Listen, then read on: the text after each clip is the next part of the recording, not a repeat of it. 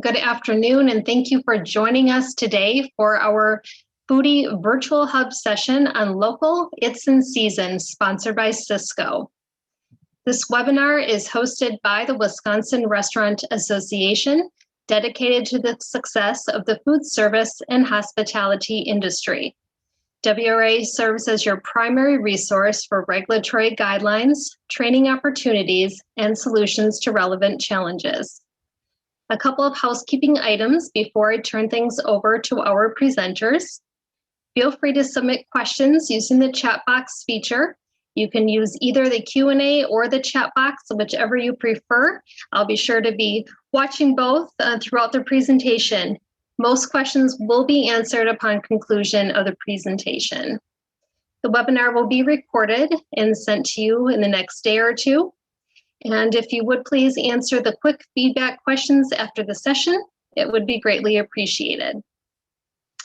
A huge thank you to Cisco for sponsoring and leading today's session, a great partner of WRA's with valuable business solutions for you to consider. I will now introduce our presenters for making today's session possible. Returning is Chef Ryan Nolan, culinary specialist of Cisco Eastern Wisconsin, and his colleague Lisa Hebe, Director of Business Specialist of Cisco Great Lakes Region. Cisco also has a guest today, Nathan Hefty, Vice President of Sales at Superior Fresh LLC. Welcome, Ryan, Lisa, and Nate. I will turn this session over to you.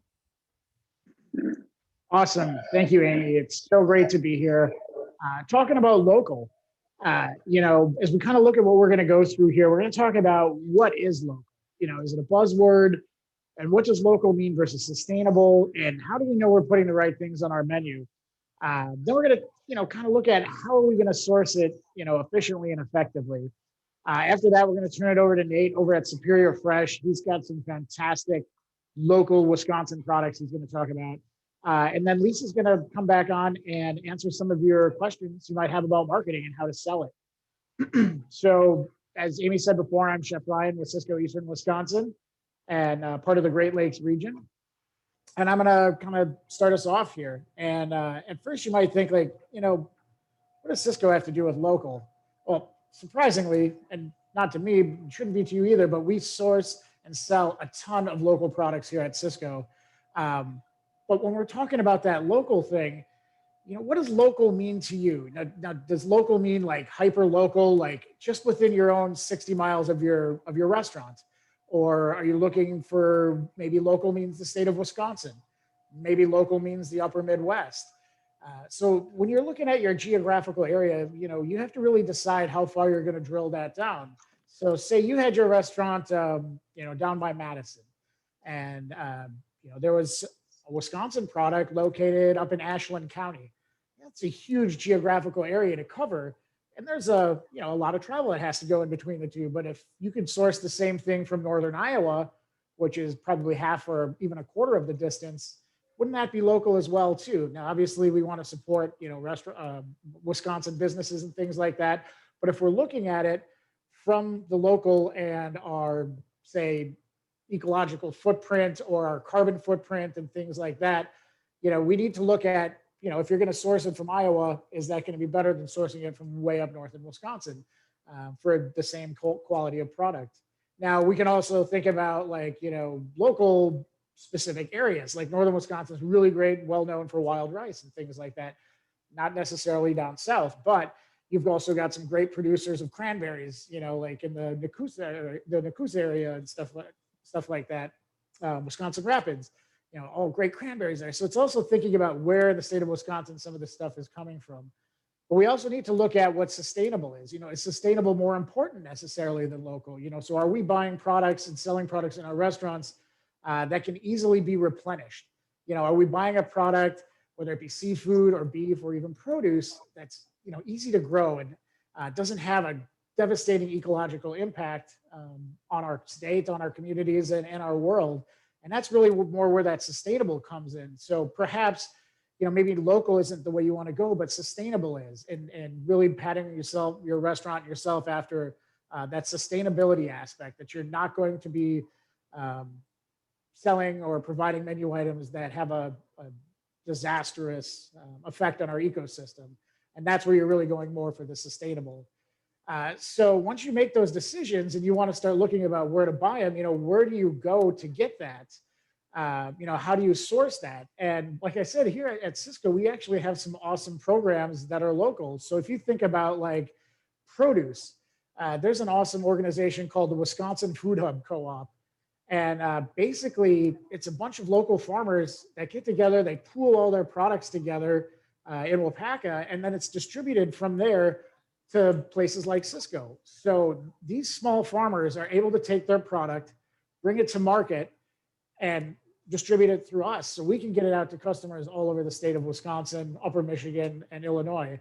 And it's a great resource. And it's a great way for these farmers to, one, get their product out there, and two, to make money to sustain their communities and their families as well.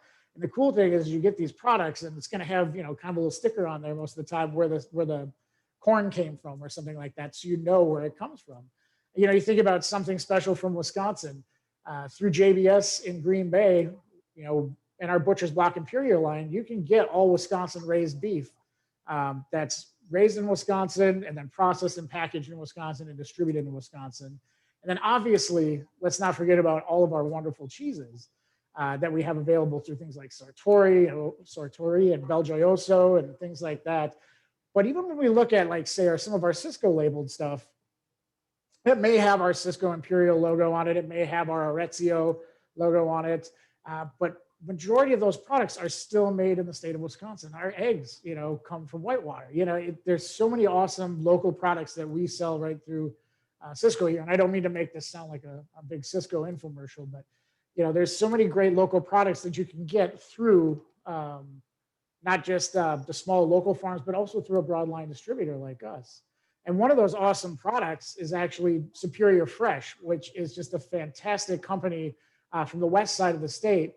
And Nate's going to bring you up to speed on a way that you can get salmon from Wisconsin. And this stuff is just stellar. So Nate, if you want to take it away, that'd be awesome. Sure, I'd be happy to do that. I appreciate it. Thanks, Ryan. Thank you to Cisco and to WRA for letting me be a part of it.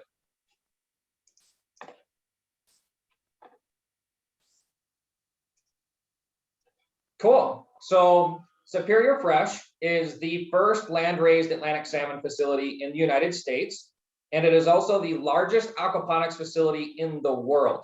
So for some of those of you who are not familiar with aquaponics, it's actually the integration of hydroponics, which is raising plants in water, and aquaculture, in which you raise fish. And so we actually raise Atlantic salmon in one facility, and we utilize all that nutrient-rich water to grow certified organic salads year-round, and best of all, right here in Wisconsin. Nobody else on planet Earth is doing what we're doing or at the scale we're doing it. And we're the only ones to use Atlantic salmon as a species in aquaponics. Today, Atlantic salmon is one of the most consumed seafoods in the United States, but well over 90% of that product typically comes from Norway or Chile. So that carbon footprint is well over 4,000 miles away, which not only has to talk about sustainability as a key point, but also the freshness of your product. Inversely, we can talk about fresh produce.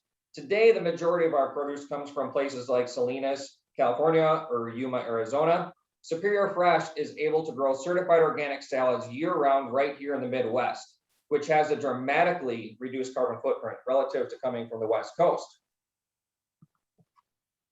This here is actually an aerial of our facility. So on the right side of our facility is actually a 2-acre, is a 2-acre fish house. We actually just underwent a major expansion on the fish side and just started harvesting. And we used to raise around 160,000 pounds a year of Atlantic salmon, and we just increased production to 1.5 million pounds. We actually started with a 3-acre facility a couple years ago. We doubled that facility to 6 acres. And on the left side of the screen, you'll see about an additional 8 acres of glass, bringing our total production to about 14 acres of glass. Between these two facilities, we can raise about 10 million pounds of food here in Wisconsin year-round. Some of the benefits of buying greens locally, especially in a greenhouse setting, is the safety aspect. Everybody here who's been in the restaurant industry probably has dealt with transitions out in the West Coast in which pricing goes up, pricing goes down, there's food safety concerns and outbreak concerns. Last time there was an outbreak concern around a Thanksgiving, what was it, a year and a half ago, the CDC and FDA came out and said, hey, anything grown in a greenhouse setting is safe to eat. And so making sure that you can provide your guests with the safest product possible is another benefit of sourcing not only locally, but obviously greenhouse grown as well from Superior Fresh. Because it doesn't have to travel all the way from the West Coast, you also get a longer shelf life because the several days it takes to sit on a truck to get out here to Wisconsin, that's several days that it could have been sitting in your restaurant. This here is actually a picture of the inside of our facility, which helps to showcase it's a totally controlled environment, which allows you to have some of the safest, freshest, most consistent product available to you on the market.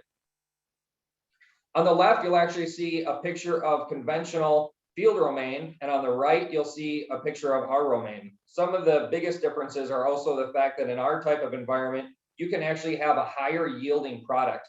You'll notice on the left, there's typically around a 30% loss with conventional field grown product due to a large unusable core. And our product has a well over 95% yield, which obviously helps reduce your waste, which helps improve the sustainability of your product as well. As I mentioned before, nobody else in the United States until Superior Fresh had been raising Atlantic salmon on land. And so there's a lot of benefits that come with that outside of the sustainability and the footprint and how close it is. There's a unique opportunity in the way we raise these fish to showcase that seafood can be tremendously healthy for you. The United States leads the world in agriculture technologies, but we're lacking behind on the aquaculture side. And Superior Fresh is here to kind of help pave the way and help people understand that farm-raised fish can be really good for you, especially when you raise it in the right environments. Superior Fresh fish has no antibiotics. We use no hormones. We use no pesticides. We give our fish an all organic diet, which actually helps us boast the highest omega-3s in the market. We have 2 to 3 times higher omega-3s than any other Atlantic salmon in the world. We're also certified non-GMO. We're raised in Wisconsin. We're best aquaculture practices certified. We're actually ranked best choice by Monterey Bay Aquarium Seafood Watch, which is different than most other salmon raised in farms, which are actually ranked avoid. We also have our animal welfare certification. We raise them in clean, pure Wisconsin water. We don't raise them out in polluted waters. We don't have to worry about PCBs, heavy metals, microplastics, parasites. And it's domestic in the USA.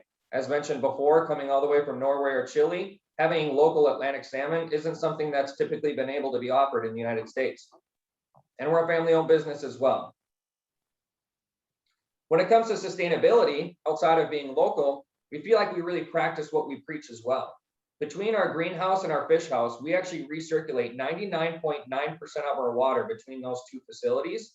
And the only portion of water we discharge actually gets collected in an irrigation pond here on the property. And we use it to irrigate a native restoration project that we have on site, which is 800 acres of restoration in which we improve the health of the soil and the land back to its native state that it used to be. We have great pride in sustainable packaging. We actually make our packaging out of recycled water bottles. We also have 30 times more production per acre than conventional farming, and we do it on 20 times less water. And the reason that's really important is if you take a look at the growing population out on the globe right now, and you can see that the land that's suitable for farming is being shrunk and access to safe water is being shrunk, yet people are continuing to eat and consume food at higher levels than ever before. There has to be an alternative way to grow food and to raise food. And Superior Fresh is doing that on very minimal resources. Our whole system actually operates on about 8 gallons a minute of makeup water. And right now we're growing around 10 million pounds of food a year. Last year, for every 1 gallon per minute of water that we used, we grew 100,000 pounds of food.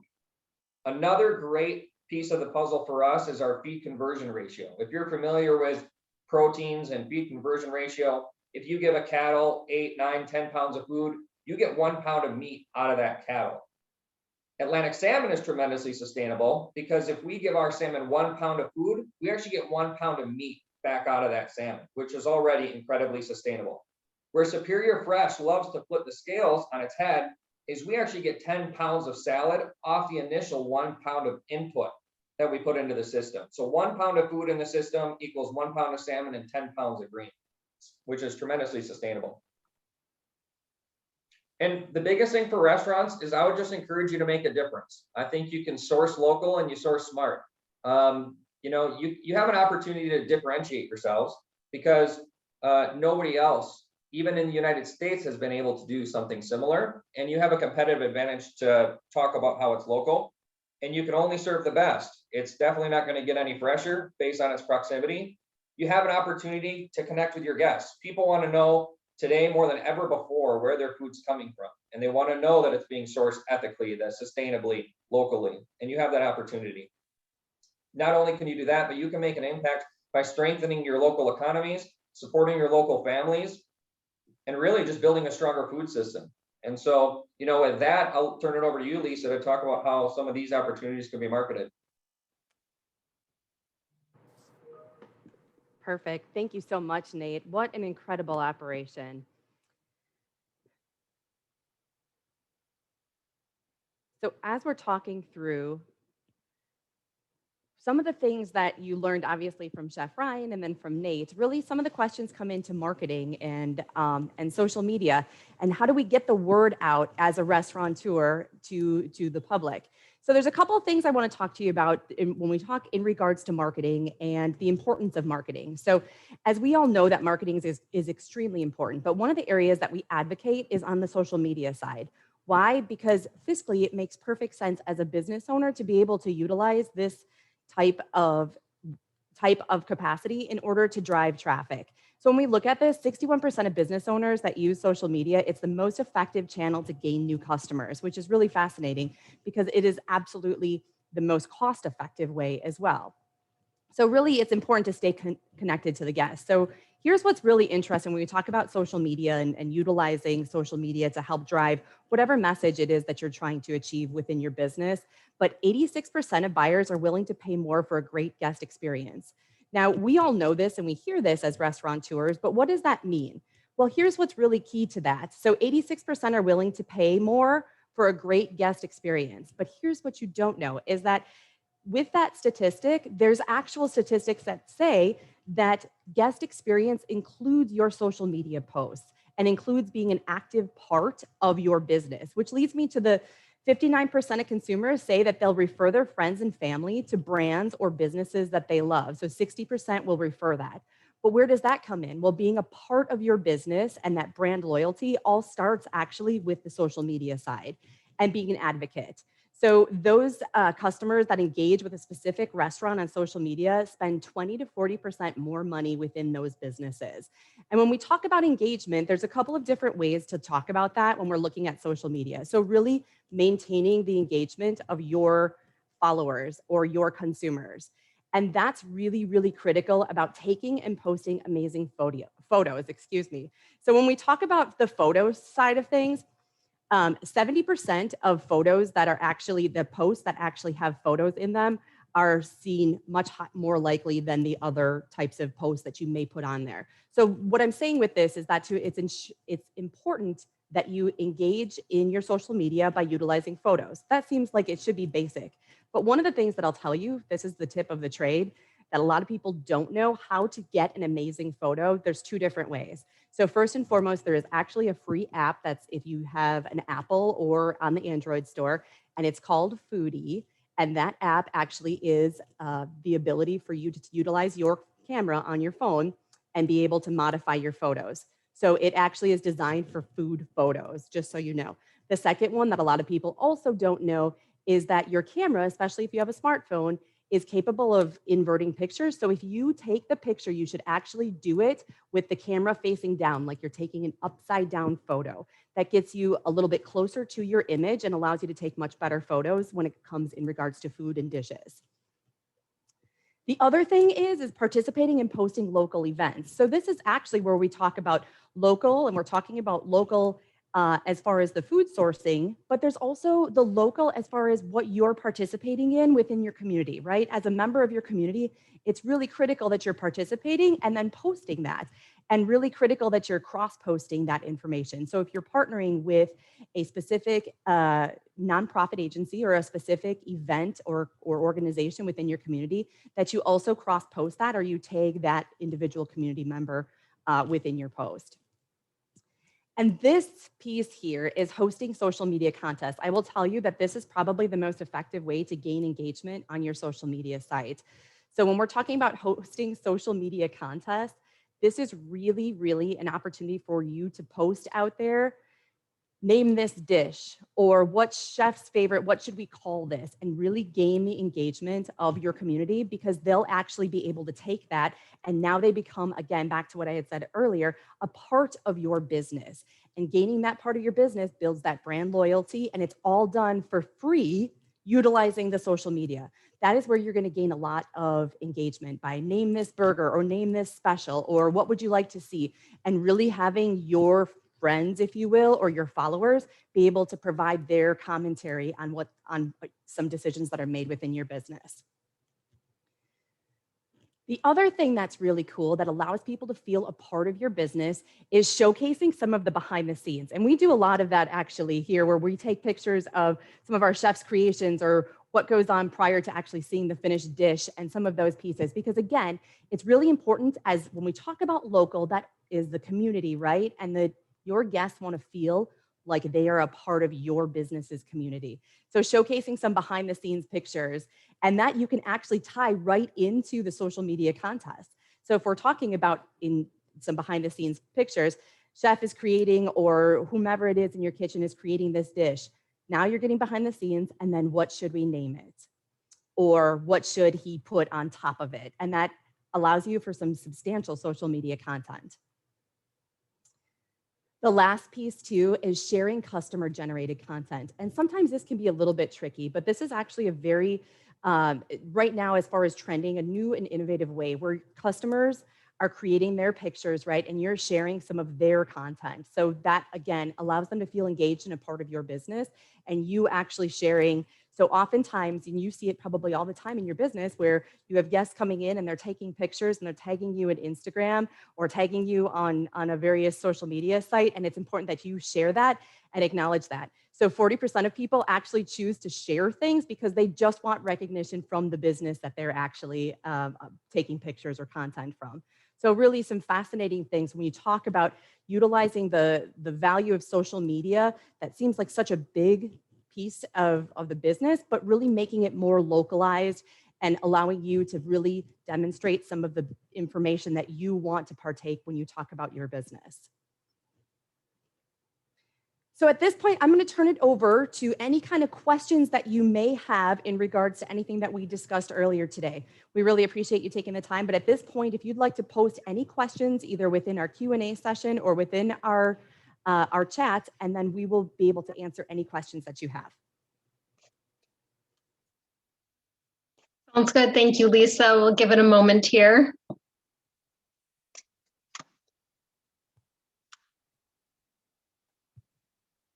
Here is a question. It sounds like for Nate. How do I market Wisconsin-based salmon? That's a great question. Wow. Well, I think education is probably the biggest opportunity, because I think guests have to know the value that they're getting with the product, right?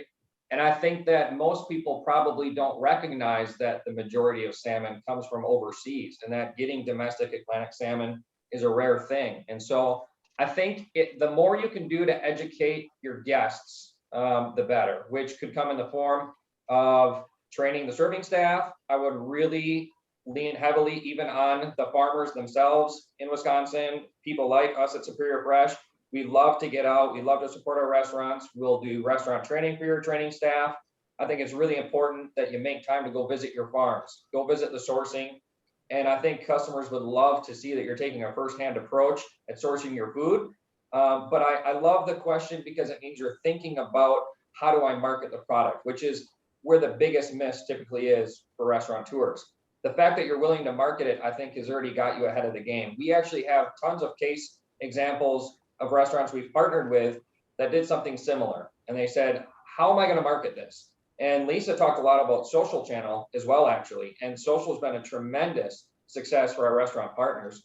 And, we said, hey, give it an opportunity, put it on special for the weekend, but you have to market it. You have to tell the story. You have to talk about how it's different than anything else that your guests have experienced before. Because as guests are coming back into restaurants, especially out of COVID, they're looking for a unique experience. When they start spending money again and they're sitting down in restaurants, it's really your obligation to provide them with an unparalleled guest experience. And I think the more that you're educated, the more you're trained, the more you promote, the better it'll be. And we've seen restaurants that have actually promoted our product, sold out on a Friday evening. They didn't have the weekend to go through it because of how successful they actually marketed the product. And so there's definitely a tremendous opportunity there. Social's a big channel there. Rely heavily on your farmers and rely heavily on your distributors like Cisco, because they're experts in their field and they deal with this day in and day out. And they've probably got tremendous examples of success that they could share with you as well. Thanks, Nate. While you have the floor here, there's another one for you. Do you sell in the retail setting as well? We do. We sell both retail and food service. Another question, should local be my primary focus or enhance my primary menu? I'll take that one.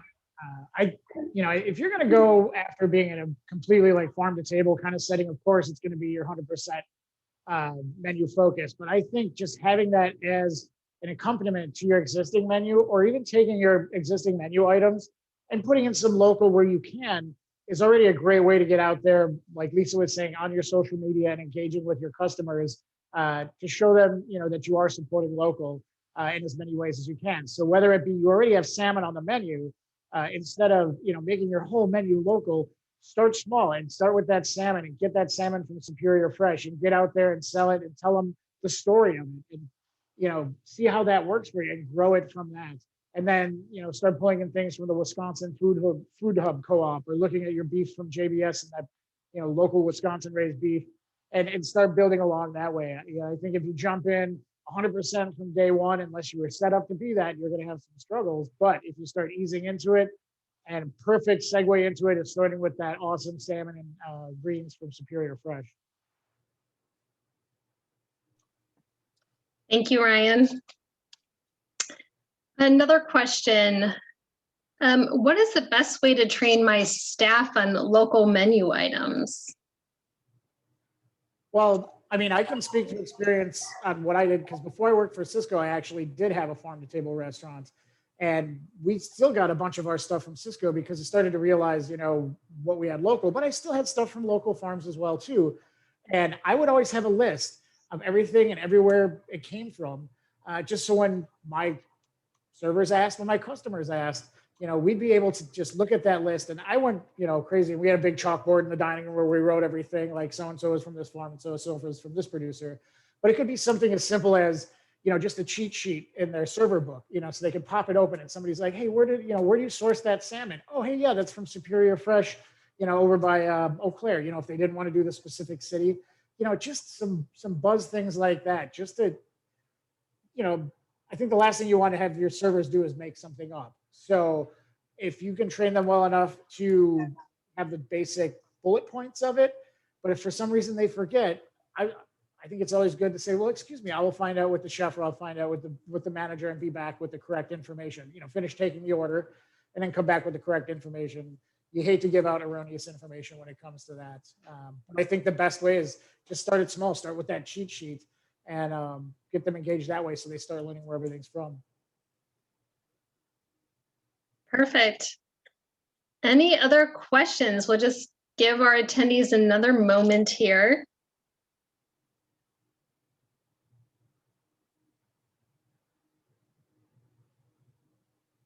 And for those listening in today, certainly if anything comes up, feel free to reach out and we'll get you in touch with whoever would make the most sense to answer your question if something comes up in your mind later on.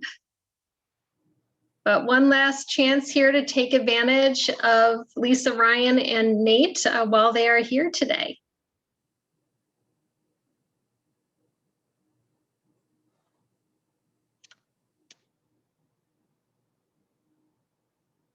Okay. Well, we'll go ahead and conclude. And thank you again for attending today. Thank you, Nate, Lisa, and Ryan. Thank you, Cisco. And this is concluding the Spring Foodie Virtual Hub series. And so thank you again for everybody that attended, and have a good rest of your afternoon. Thank you, Amy. Bye-bye.